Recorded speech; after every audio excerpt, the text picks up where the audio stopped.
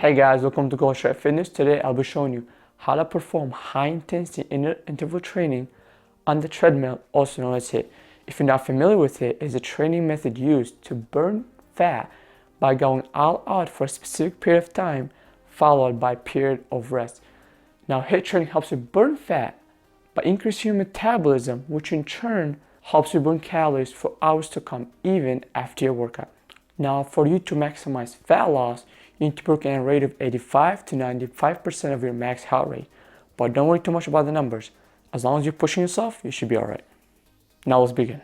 If you're a beginner or just starting out, you'll be running 6 to 7 miles per hour at an incline of 0 to 1 for 30 seconds. Then recover by walking at 2 miles per hour for 60 to 120 seconds. Do this for 5 cycles. As you get better with your conditioning, you can increase the speed and incline to keep challenging yourself to get better. For people who are more intermediate and advanced, you will sprint for 30 seconds, then do a fast-paced recovery walk for 45 to 60 seconds. Repeat for 8 cycles. If you're using a treadmill to do your sprints, try to aim for a speed of 12 or more with an incline from 0 to 4.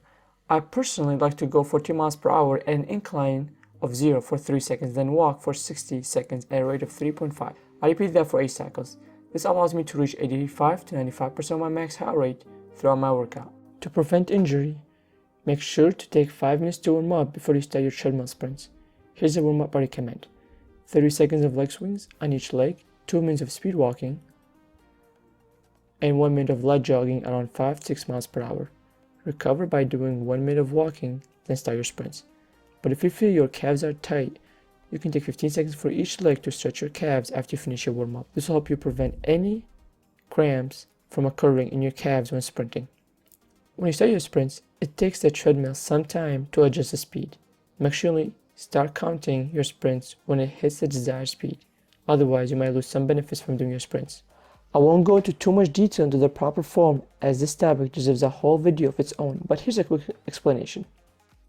When you're sprinting, you want to make sure you're breathing, engaging your core, and keeping your torso upright.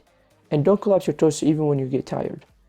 Drive your elbow straight backward in a 90 degree to create momentum and extra force to propel you forward.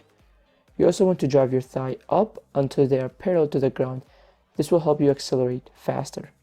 Land on your forefoot and focus on pushing from your toes to move yourself forward. There's more to it, guys, but this is just a basic explanation to help you out with your sprints.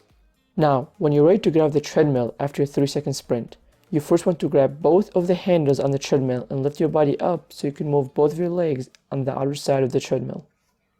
When you are done with your workout, walk for 3 minutes at the end of your workout to cool down properly. Make sure you drink water before, during, and after your workout to avoid cramping and to keep yourself hydrated.